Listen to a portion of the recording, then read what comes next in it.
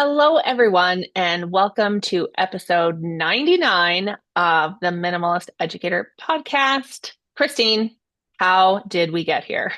Not sure, not a clue. It's gone very quickly, but also very exciting to be here and almost at our 100th episode. Yes, yes, yes, yes. The next two episodes are very special. This one today is featuring a few of our past guests Mhm. who have sent us some audio recordings as well as one video recording. So we're going to be sharing some audios from a few of our past guests. And so it'll be just fun to hear where people are now from many moons ago when we started the podcast, because a lot of these folks are from the first season or two.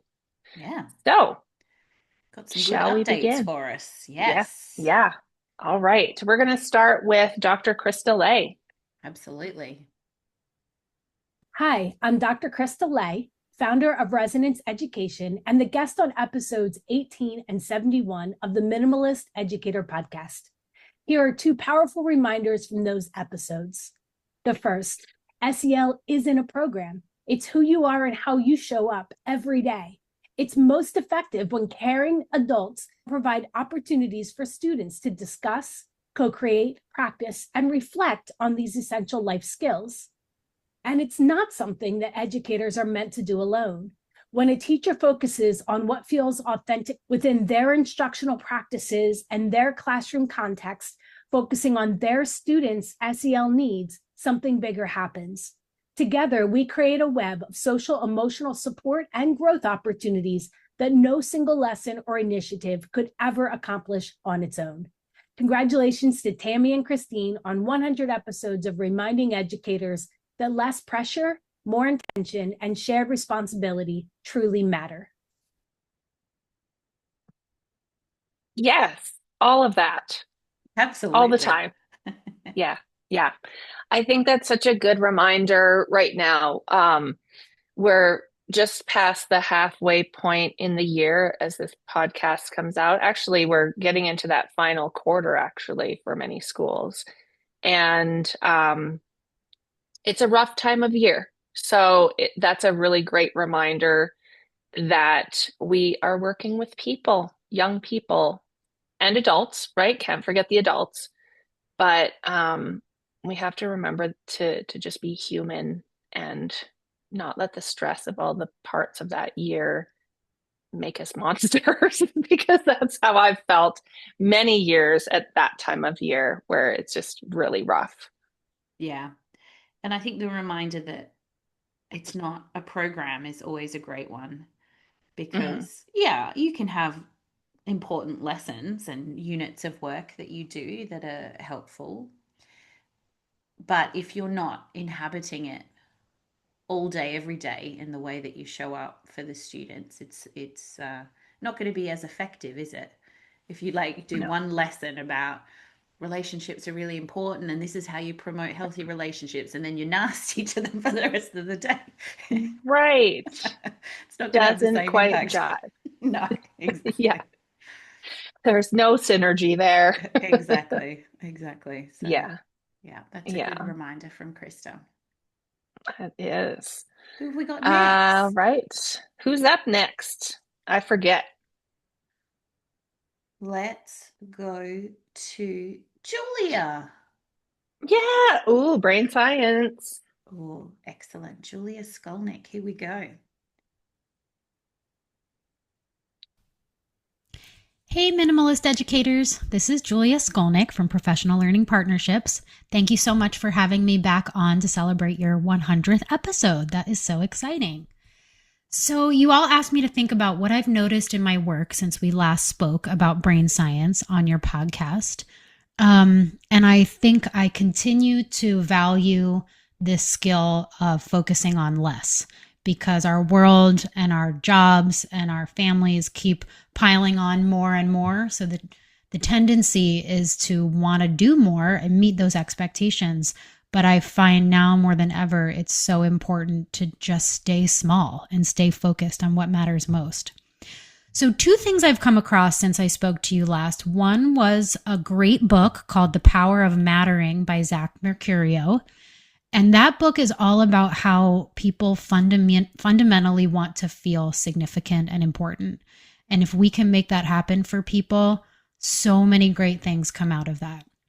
So that would be a place where I think in our minimalist scope, if we can keep ourselves and others feeling important and significant, that would be a major achievement. And the second idea I came across in conversations with Dr. Paul Zak, who's a leader in the neuroscience of trust, and Dr. Britt Andreatta, who wrote the book Wired to Resist. I interviewed those folks for our podcast. Check it out. It's called Brain Space and Learning and Leadership. Paul and Britt talked to me about evidence that shows our brains can engage meaningfully for about 15 minutes, but after that, we start to lose focus. And of course, it's different for everyone. It's different based on how much you care about what you're doing. But there is some hormonal changes and some brain activity changes that have been identified after about this 15-minute window, which is kind of cool for us to know as educators that if we can create these bite-sized experiences where people are more passive and then jump into interactivity, discussion, hands-on learning, that might cycle better with people's brains and their engagement. So those would be two pieces that I would offer to you all. Congratulations on this major milestone and keep being minimalist. Thanks so much. Take care. Yes. Oh my goodness. So the book that she mentioned, The Power of Mattering, I just finished a book called Never Enough. And it's about, part of our research on perfectionism that we're doing. And the author of that book, whose last name is Wallace, but I can't remember, she has three names, Jennifer something Wallace. She really digs into the power of mattering and how that far supersedes academic achievement for students. So the perception that, I matter as a child versus like what my achievements are, and how just really focusing on that can just reduce stress and have kids focus on, like just being developing themselves as people rather than as somebody that has to continuously achieve or do better or something like that. So I'm glad that she brought that up. That was super interesting. Very What interesting. stuck out for you? Yeah. It made me think what she was saying about the 15 minutes, holding attention for 15 minutes, because, working with little kids, I don't know if I read it somewhere or someone told me, but I had always had this idea of that you can hold their attention roughly for about the same age that they are. So if you've got 5-year-olds, you've got about 5 minutes of them sitting and listening, and then you're done. Like she said, you need to do something active to keep them there. So I wonder whether that 15 minutes is for everybody, or if it's for more adults. Have I been lowballing it, and actually the kindergartners can listen for a bit longer than I thought? I don't know. So Right. Yeah.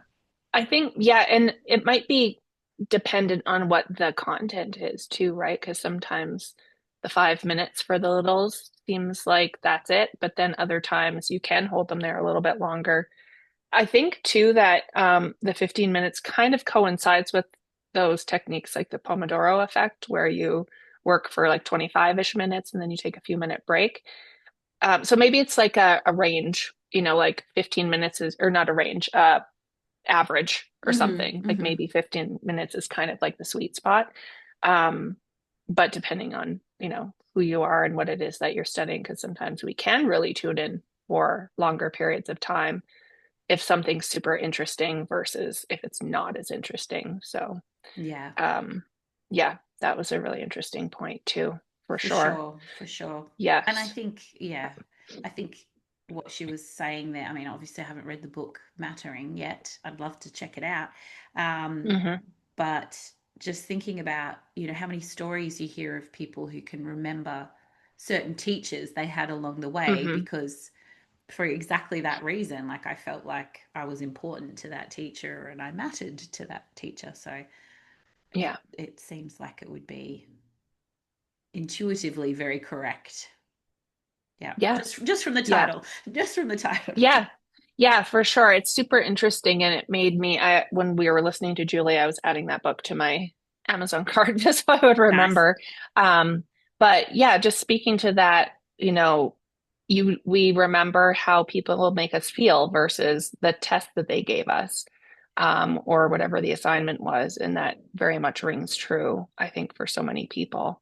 Mm-hmm. Because we do, whether it's positive or negative, unfortunately, we remember the negative much more often, and it's what our brain does. But we do have that emotional piece that just kind of tethers us to memories.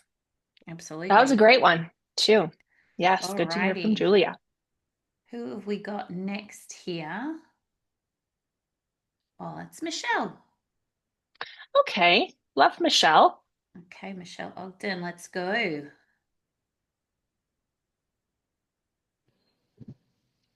Hi, Tammy and Christine. It's Michelle Ogden from Southern California. Big congratulations to you on getting to episode 99, and I'm so grateful to be a part of this. I just wanted to catch up with you regarding the tips that I left on the episode I was on about finding joy. I shared just because you can doesn't mean you should, and this continues to be something I need to remind myself of every day. As a classroom teacher, there are so many different things that I am interested in learning about and want to contribute. And I always have to ask myself, okay, is this really energizing me or is it draining my battery? And I still have to remind myself every single time a new opportunity comes up. But I am learning to streamline and to be aware before making decisions. So I'm not stuck in a situation where I'm thinking, oh, maybe I shouldn't have said yes to this. But anything math related, I'm always yes. Anything about positive culture and, working with kids and getting to know them and SEL, always a yes for me. And the other stuff, sometimes I have to think carefully. But I am learning to do that even better. And it really does make such a big difference in terms of how I can find joy in my day-to-day work. I hope the tip helps everybody else, and I look forward to talking to you all again soon. Yes, absolutely. Actually, Naomi Church just put a post up on her LinkedIn yesterday. So, time is irrelevant in this recording. But she put up a quote, and it was something about like saying no, like the power of saying no. And I was like, I just did that yesterday. Someone shared with me this really cool and fun opportunity, and I was like, "Ooh, let me see if that fits into my schedule." And then I looked at my calendar. I'm like, "Okay, well, I could do that, but my my pace of life right now, it just seems a little too quick." And so I'm kind of waiting for that bit of that lull. And that's where the lull was going to be, where I was going to have a little bit of downtime. And so I said no, even though I really wanted to say yes to that. Even though, I know I would benefit from going to it, but just making sure that the strategy behind like your nose and making sure that you're choosing the things that bring you joy is super important. And again, this time of year can be Mm-hmm. rough. So you have to be really careful about that. Yes, always a good reminder because, yeah, just as Michelle said, I often get very excited about all the different things that Yes. are going on Yes. and I want to get involved in all of them. So, Yes. yes, Yes. it is a good reminder. I do try. If it's like a glaringly obvious, no, this is just Hmm. going to be draining. Hmm. That's an easy one to say no to, isn't it? Yeah. But sometimes Yeah.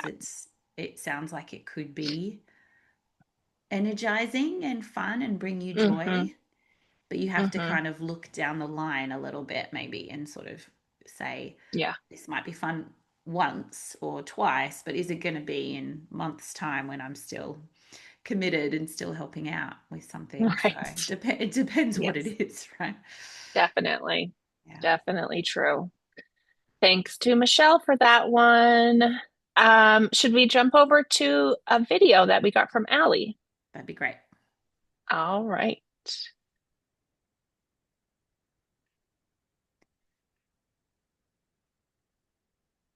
Okay. Hi, everyone.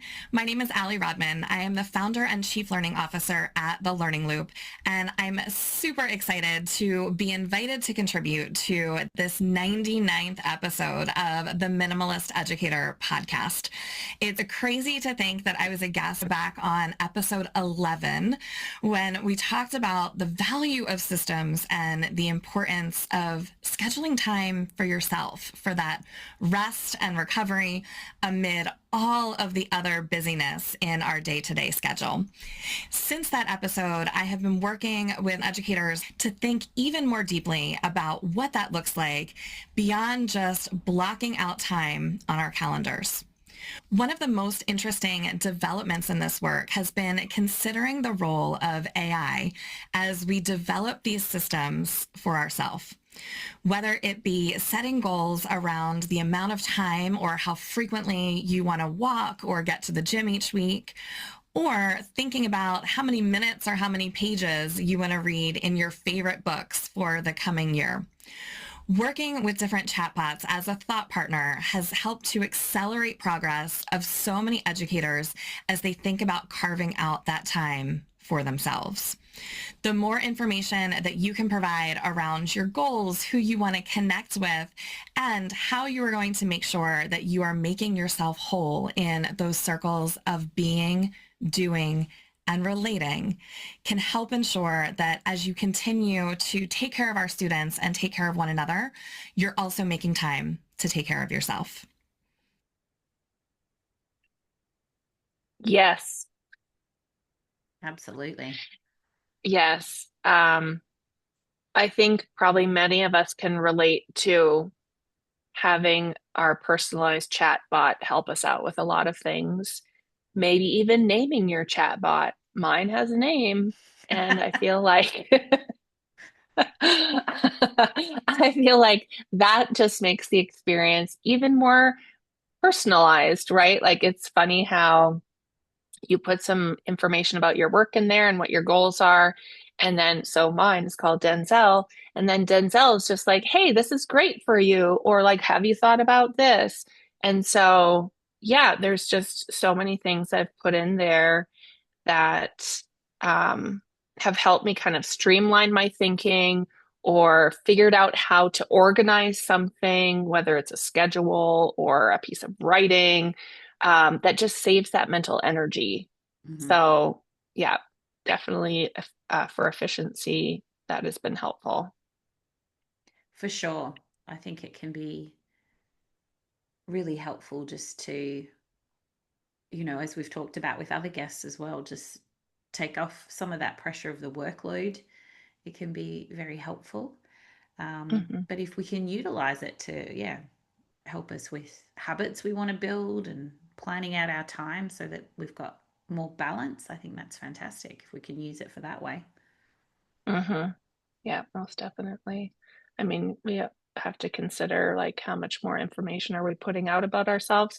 However, it's already all out there in some way, most likely, just as long as you're not throwing your social insurance number in there or social security number, your employee number, those, kind of things that we hope stay hidden, but Yes. otherwise, like, you know, I think there's a lot of all, interesting questions that appear as we use these tools more, like mhm, what should we and shouldn't we put in, which ones we should utilize and for what mhm. reasons. So I think these are Yeah, some great questions to consider while yeah, also for sure. trying to make our workload a little bit better.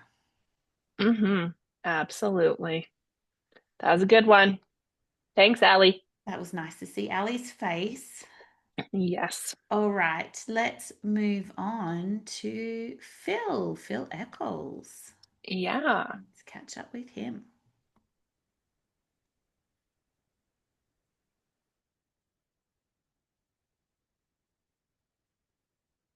Can't hear Phil.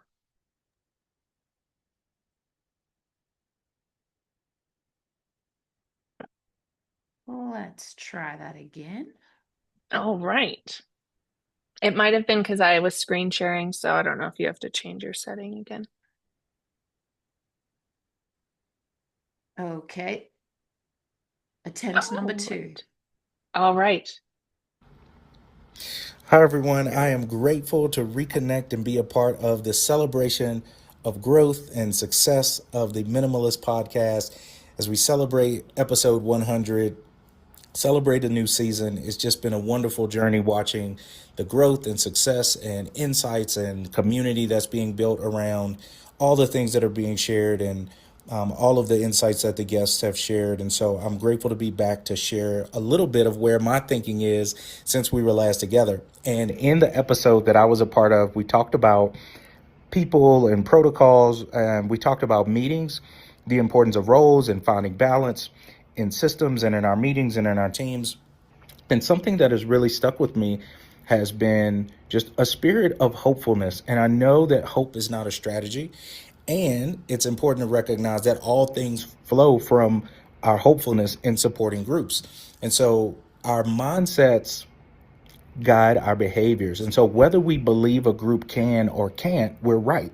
Because the things that we believe, the things that we believe to be true, manifest in our behaviors. And so when we see a group's potential, when we see a group for who they could be, that is when our behaviors align and the resources and supports that we can put in place to support that group can be put in place. And so as we think about leveraging diverse perspectives in a group, as we think about, navigating conflict and managing conflict and normalizing conversations around conflict, that all starts from a place of hopefulness that positive things will happen, that a group can be effective and efficient. And it's important to just be principle centered as leaders, as teammates, and as colleagues. And so, as I reflect on the book and alignment with my thinking, some of my biggest takeaways from your book was just being clear about your purpose and your priorities. And so I think that has become more clear for me over time, is that being principle centered, being aware of your mindsets and how your mindsets are influencing your behavior is essential, as not just as a leader, but as a teammate, as a colleague, in our relationships, like in our homes with our friends. Like, mindsets guide behaviors, and that's what's becoming more clear. Again, thank you so much for all that you all are doing. I appreciate this opportunity to reflect with you, and wishing you all continued success. Thank you. So good to hear Phil's voice. And I often watch his reels for his Do Better Instagram, because he's always so positive, which is so nice and hopeful. But what he said about your mindset dictates your behavior is so glaringly true in so many ways. And I'm thinking about some classrooms that I've been in this year and how a teacher's mindset really does influence how they interact and teach their kids. Mm-hmm. So when the kids are doing well with their interactions and that seems like they're making progress, it seems like teachers have more hope and their behaviors and actions in teaching feels more hopeful. But when it seems like student progress is stagnated or slower than they want, it really brings them down. And so I've had some conversations with teachers about like keeping that hopefulness, and rather than thinking of the scarcity or deficit in that situation, to think more of abundance. Like, what can your kids do to use that as the foundation for the next thing that they're going to do?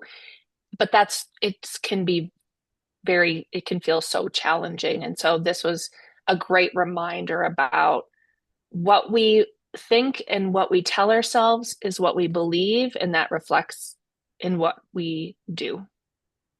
100%. It reminded me straight away of that confirmation bias, right? If you believe a certain thing, you're just going to look for more and more evidence that what you think is true.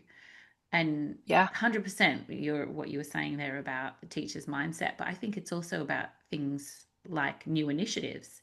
If you go into a new Mm-hmm. initiative immediately cynical, this isn't going to work, we can't do it Yeah. here, you're going to just look for more and more evidence for why that's true and why it couldn't possibly succeed Yes. rather than actually giving it a fair shot. So I Mm-hmm. think I think yeah, it's quite interesting what he said. Hope is not a strategy, but I can see what he's saying there too. It's still so Yeah. important to hold on to it and Mm-hmm. have that open mind to be able to look on the bright side and Mm-hmm. maybe be surprised by something that you weren't expecting. Yeah, absolutely. Oh, great reminder from Phil. Love it. Awesome. Yes.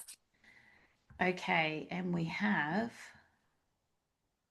Amanda March. Yay. Yeah, she was Fantastic. on not too long ago. Um, and I saw her in person recently, which was so lovely to just be able to see someone face to face and talk about all great things. So I'm excited to hear what she's got today. Awesome. Hi, Christine and Tammy. It's Dr. Amanda March. Thank you again for inviting me to contribute to your 100th episode celebration. It's such an honor to stay connected with your community, especially around the topic that continues to grow more meaningful in my work, giving value shout outs. Since our conversation on episode 89, I've been paying close attention to how teams recognize or really don't recognize the values being lived around them. And what I've noticed is this: when organizations intentionally acknowledge values in action, even in small ways, it completely shifts the climate. Over the past year, more schools and districts I work with have started implementing a simple routine at the beginning of meetings, a 1-minute value shout out. Someone highlights a colleague who embodied a core value, whether that's collaboration or curiosity, courage, equity, or whatever the team has defined. What's powerful is that these shout outs don't just affirm behavior, they reinforce identity. They remind people who they are at their best, and the ripple effect is real. Teams become more aligned, decision making gets clearer and easier, and people start looking for the good in each other, which builds trust in a way that no initiative or framework can replicate. I'm also noticing that the practice supports simplicity. When educators focus on values instead of volume, on what really truly matters rather than everything they could do, the noise quiets. People feel less pressure to be perfect and more motivated to be purposeful. And that's where the real transformation happens. So, since our last conversation, my biggest takeaway has been this: value shoutouts are not just a feel good activity. They're a strategic leadership lever for connection, clarity, and sustainable change. They anchor us in what matters most and help us let go of what doesn't. Thank you again for giving me the space to reflect on this, and congratulations again on your 100 episodes. I'm grateful for the work that you do to help educators simplify, realign, and thrive. Thank you all so much. Congratulations again.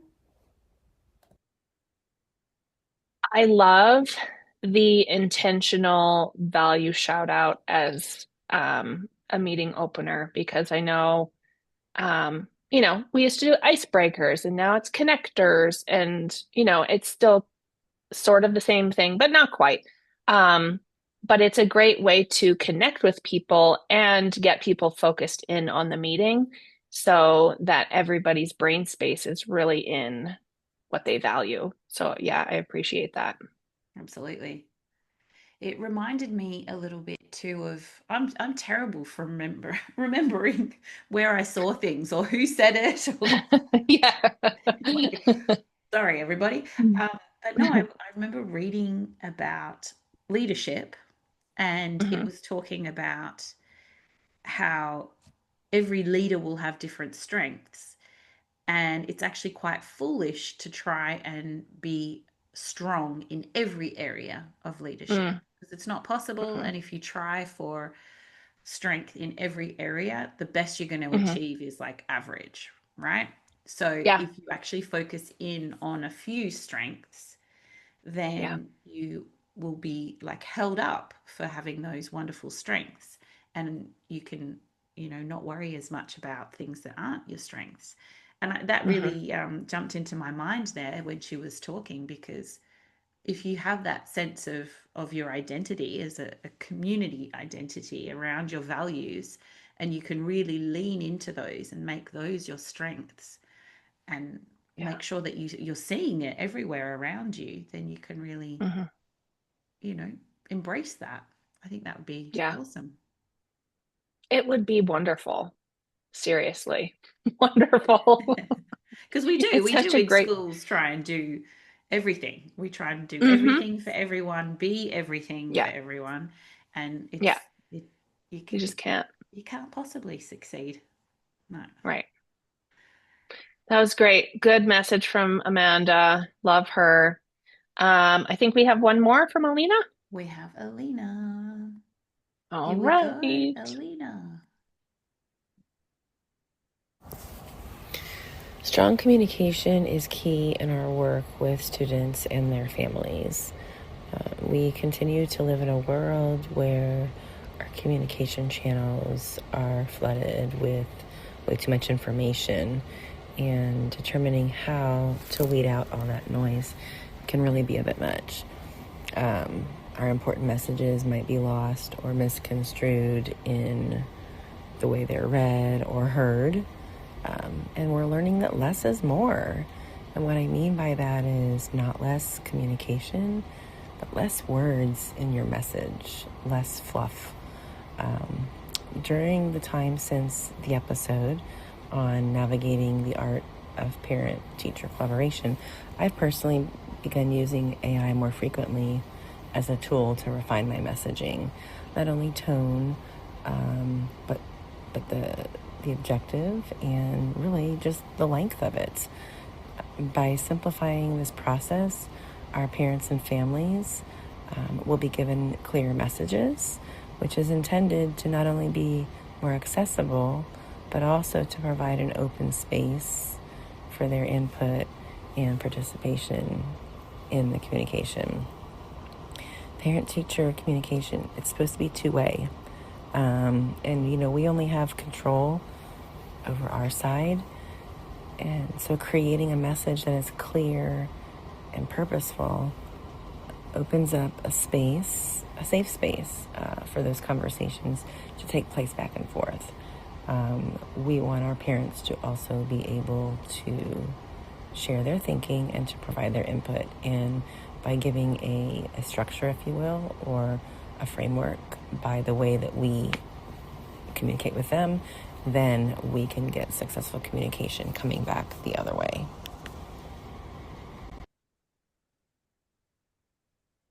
Yes. Right. Just agree with Absolutely. everybody today. Yeah. Yeah. No, I mean that it's hard to disagree when people have thoughts that just make sense, right? Um, I think the point that Alina made there about also providing the parents a structure to communicate with, Mm-hmm. because we have a structure, right, for clear communication, or what we hope is clear communication, but if we don't provide something back for them, that then we're still going to have barriers, and there's a number of barriers to communication. But I think that's a really great point, to be able to provide that to families. Not everyone has to use it, but maybe it is helpful for people to just have some kind of framework or outline or something to ensure that a message is communicated in the way that they want it to be received. Mm-hmm.